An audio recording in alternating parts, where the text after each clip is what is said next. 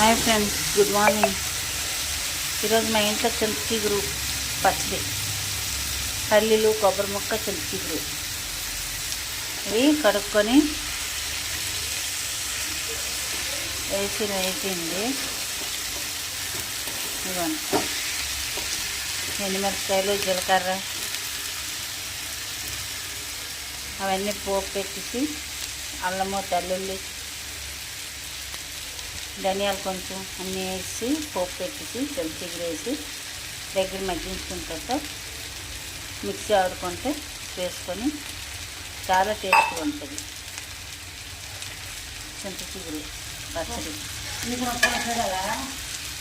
కొంచెం పులుపు చాలపోయినకి కొంచెం చింతపండు, నిమ్మకాయ సైజు అంత, ఎక్కువ కాదు, ఒక పిడికుడు అంటే మరీ ఎక్కువ కాదు, అదే నిమ్మకాయ అంత అవి వేసుకొని అన్నమాట మనం మిక్సీ ఆడుకుంటే చక్కటి పచ్చడి కమ్మగా రెడీ అవుతుంది.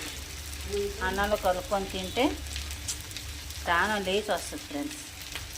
ఒకసారి ట్రై చేయండి. పచ్చడి రెడీ అయ్యాక మీకు మళ్ళీ పెడతాను, చూడండి.